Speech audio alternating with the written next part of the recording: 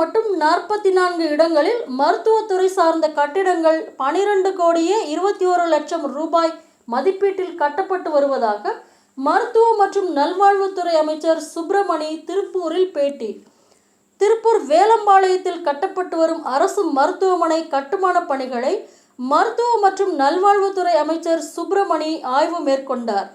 இந்த ஆய்வில் மாவட்ட ஆட்சியர் கிறிஸ்துராஜ், சட்டமன்ற உறுப்பினர் செல்வராஜ், மாநகராட்சி ஆணையாளர், மாநகராட்சி மேயர், அரசு மருத்துவமனை மருத்துவர்கள், செவிலியர்கள் உட்பட பலர் கலந்து கொண்டனர். இந்த ஆய்வை அடுத்து செய்தியாளர்களை சந்தித்த அமைச்சர் சுப்பிரமணி, ஜைகா நிதி நிறுவன உதவியுடன் இந்த அரசு மருத்துவமனை கட்டப்பட்டு வருவதாகவும் 47,56,00,000 மதிப்பீட்டில் இந்த மருத்துவமனை கட்டப்படுகிறது என்றும், இந்த மருத்துவமனையில் 2 அதிநவீன அறுவை சிகிச்சை அரங்குகள், அவசர அறுவை சிகிச்சை அரங்கு, டிஜிட்டல் முறையில் எக்ஸ்ரே, நோய் தொற்று கிருமிகள் நீக்கும் கருவிகள் என பல்வேறு வகையான மருத்துவ வசதியுடன் செயல்பட இருப்பதாகவும், பல்வேறு மாநிலம் மற்றும் மாவட்டங்களைச் சேர்ந்த தொழிலாளர்கள் திருப்பூரில் தங்கி பணியாற்றுவதால் தற்போது 86 படுக்கைகள் கொண்ட இம்மருத்துவமனை 100 படுக்கைகளுடன் மேம்படுத்தப்படும் என்றும், தற்போது மருத்துவமனை பணிகள் அனைத்தும் முழுமை பெறும் தருவாயில் உள்ளதாகவும் தெரிவித்தார்.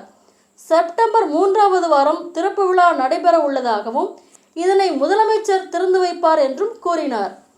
திருப்பூர் மாவட்டத்தில் மட்டும் 24 இடங்களில் புதிய ஆரம்ப சுகாதார நிலையங்களும், இதுபோக பல்வேறு இடங்களில் துணை சுகாதார நிலையங்கள் கட்டிட கட்டுமான பணியானது நடைபெற்று வருவதாகவும் தெரிவித்தவர், திருப்பூர் மாவட்டத்தில் மட்டும் 44 இடங்களில் மருத்துவத்துறை சார்ந்த கட்டிடங்கள் 12,21,00,000 ரூபாய் மதிப்பீட்டில் கட்டப்பட்டு வருவதாக வேலம்பாளையம் பகுதியில் புதிதாக கட்டப்பட்டு வருகிற மருத்துவமனையின் கட்டிட பணிகள் பற்றிய ஆய்வு மரியாதைக்குரிய சட்டமன்ற உறுப்பினர், மாவட்ட ஆட்சித்தலைவர், வணக்கத்திற்குரிய மேயர் உள்ளிட்ட மக்கள் பிரதிநிதிகளோடு ஆய்வு செய்யப்பட்டது. இந்த மருத்துவமனையை பொறுத்தவரை ஜைகா நிதி உதவியுடன் கட்டப்பட்டு வருகிற மருத்துவமனையாகும். ஜப்பான் பன்னாட்டு கூட்டுறவு முகமை என்று சொல்லப்படுகிற ஜைகா நிறுவனத்தின் நிதி ஆதாரத்தோடு கட்டப்பட்டு வருகிற மருத்துவமனை 47,56,00,000 மதிப்பில் 86 படுக்கைகளுடன் இந்த மருத்துவமனை கட்டப்பட்டு வருகிறது. 3 தளங்களை கொண்ட இந்த மருத்துவமனையில் அதிநவீன பல்வேறு வகையான மருத்துவ வசதிகளும் இடம்பெறவிருக்கிறது. 2 நவீன அறுவை சிகிச்சை அரங்குகள், 1 அவசர அறுவை சிகிச்சை அரங்கு இதில் இடம்பெறவிருக்கிறது. இது மட்டுமல்லாது digital mobile x-ray, ECG, ultrasound scan, அறுவை சிகிச்சை மேஜைகள், நோய் தொற்று நுண்கிருமி நீக்கும் பிரிவுகள், ஆய்வகங்கள், கர்ப்பப்பை பரிசோதிக்கும் கருவிகள், இப்படி பல்வேறு வகைகளிலான வசதிகளை கொண்ட இந்த மருத்துவமனையின் கட்டுமான பணிகள் என்பது முழுமை பெறும் தருவாயில் இருக்கிறது. மேல்மருவத்தூர் ஆதி பராசக்தி வழிபாடு மன்றங்கள் சார்பாக ஆடிப்பூரம் திருவிழாவினை முன்னிட்டு திரளான பக்தர்கள் கஞ்சி கலயம் சுமந்து ஆடல் பாடலுடன் நகரின் முக்கிய வீதிகள் வழியாக வலம் வந்தனர். நீலகிரி மாவட்டம் மேல்மருவத்தூர் ஆதி பராசக்தி வார வழிபாடு மன்றம் சார்பாக தமிழகம் முழுவதும் ஆடிப்பூரம் திருவிழாவினை முன்னிட்டு கஞ்சி கலயம் ஊர்வலம் நடைபெறுகிறது. இதன் ஒரு பகுதியாக உதகை ஆதி பராசக்தி மன்றங்கள் இணைந்து விழாவானது ஓம் சக்தி மன்றத்தால் ஆண்டுதோறும் வெகு சிறப்பாக செய்து கொண்டிருக்கின்றார்கள். மழை அடித்தாலும் வெயில் அடித்தாலும் நம்மளுடைய ஊரினுடைய சூழ்நிலையை கருத்தில் கொள்ளாமல் இந்த ஆன்மீக பயணமானது வெகு சிறப்பாக செய்து கொண்டிருக்கின்றார்கள். முதலில் அவர்களுக்கு எங்களுடைய கஞ்சி கலயம் ஊர்வலத்தை நடத்தினர்.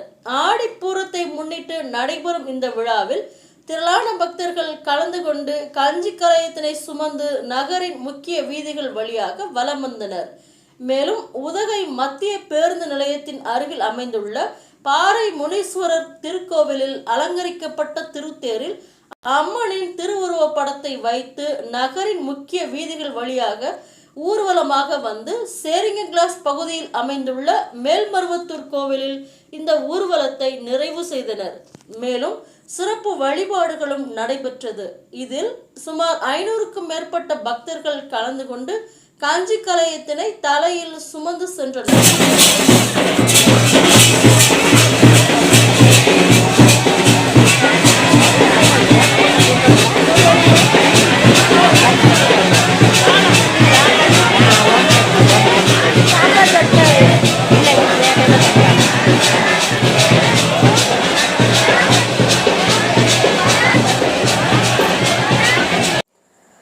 திருப்பத்தூரில் தனியார் கல்லூரியில் போதைப் பொருட்கள் ஒழிப்பு குறித்த விழிப்புணர்வு பேரணியை துவக்கி வைத்த மாவட்ட ஆட்சியர் மற்றும் மாவட்ட கண்காணிப்பாளர். திருப்பத்தூர் மாவட்டம் திருப்பத்தூர் நகராட்சி சக்தி நகர் பகுதியில் உள்ள தனியார் கல்லூரியில் திருப்பத்தூர் மாவட்ட மதுவிலக்கு மற்றும் ஆயத்தீர்வை துறை சார்பில் போதைப் பொருட்கள் ஒழிப்பு குறித்த விழிப்புணர்வு பேரணி நடைபெற்றது. இதில் மாவட்ட ஆட்சியர் தர்பகராஜ் கலந்து கொண்டு விழிப்புணர்வு பேரணியை துவக்கி வைத்தார். முன்னதாக அனைவரும் உறுதிமொழி ஏற்றனர். இதில் மாவட்ட கண்காணிப்பாளர் ஸ்ரேயா குப்தா, கல்லூரி மாணவர்கள் உட்பட பலர் கலந்து கொண்டனர். இந்த விழிப்புணர்வு பேரணி தனியார் கல்லூரியிலிருந்து துவங்கி மாவட்ட ஆட்சியர் அலுவலகம் வரை வந்து மீண்டும் தனியார் கல்லூரியை சென்றடைந்தது. இந்த பேரணியில் அனைத்து கல்லூரி மாணவ மாணவிகள் கைகளில் பதாகைகள் ஏந்தி விழிப்புணர்வு ஏற்படுத்தினர் என்பது குறிப்பிடத்தக்கது.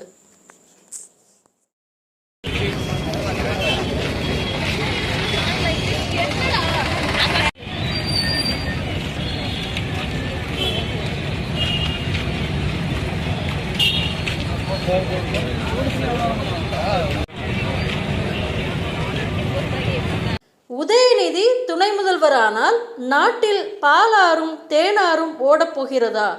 இப்போது ஓடுவதைப் போல கள்ளச்சாராய ஆறுதான் ஓடும் என உசிலம்பட்டியில் முன்னாள் அமைச்சர் ஆர்பி உதயகுமார் பேட்டி. மதுரை மாவட்டம் உசிலம்பட்டி ஒன்றியத்திற்குட்பட்ட அதிமுக தொண்டர்களுக்கு உறுப்பினர் அடையாள அட்டை வழங்கும் விழா முன்னாள் அமைச்சர் ஆர்பி உதயகுமார் தலைமையில் நடைபெற்றது. இந்நிகழ்வின் முடிவில் செய்தியாளர்களை சந்தித்த முன்னாள் அமைச்சர் ஆர்பி உதயகுமார், முல்லை பெரியாறு அணை பாதுகாப்பாக இருப்பதாக கேரள முதல்வர் கூறியுள்ளார். முல்லை பெரியாறு வலிமையாக உள்ளது, அதில் யாருக்கும் எந்த சந்தேகமும் தேவையில்லை என பேட்டியளித்தார். வருகிற காலங்களிலே உசிலம்பட்டி சட்டமன்ற தொகுதி புரட்சி தமிழர் ஐயா எடப்பாடியார் முதலமைச்சர் ஆவதற்கு முதல் பங்களிப்பாக வெற்றி கனியை சமர்ப்பிக்கும் என்கிற உறுதியை இங்கே பொறுப்பாளர்கள் நமக்கு அளித்திருக்கிறார்கள். ஏனென்றால் இன்றைக்கு இருக்கிற அரசின் மீது மக்கள் கடும் கோபத்தில் இருக்கிறார்கள், அதிருப்தியில் இருக்கிறார்கள். ஆகவே அந்த கோபத்தை திசை திருப்புகின்ற வகையிலும் அதிருப்தியை திசை திருப்புகின்ற வகையிலும் அதிகாரிகளுடைய இடமாற்றம் தொடர்ந்து நடைபெற்று கொண்டே இருக்கிறது.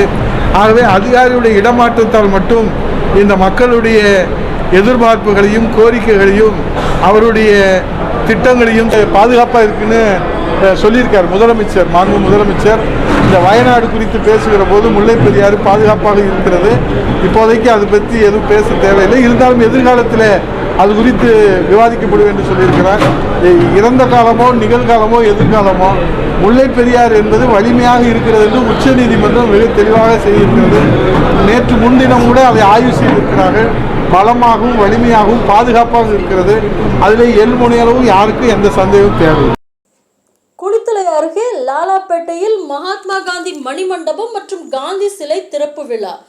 பெரம்பலூர் எம்பி அருண் நேரு காந்தி சிலையை திறந்து வைத்து மலர் தூவி மரியாதை செலுத்தினார். கரூர் மாவட்டம் குளித்தலை அருகே லாலாப்பேட்டை கடைவீதியில் புதிதாக மணிமண்டபம் கட்டப்பட்டு மகாத்மா காந்தி சிலை புனரமைக்கப்பட்டது. மகாத்மா காந்தி அறக்கட்டளையின் சார்பில் அமைக்கப்பட்ட மகாத்மா காந்தி சிலையினை பெரம்பலூர் நாடாளுமன்ற உறுப்பினர் அருண் நேரு திறந்து வைத்து மலர் தூவி மரியாதை செலுத்தினார். அதனைத் தொடர்ந்து கட்டிடத்தில் அமைக்கப்பட்டிருந்த புதிய நூலகத்தினை திறந்து வைத்து குத்துவிளக்கேற்றினார்.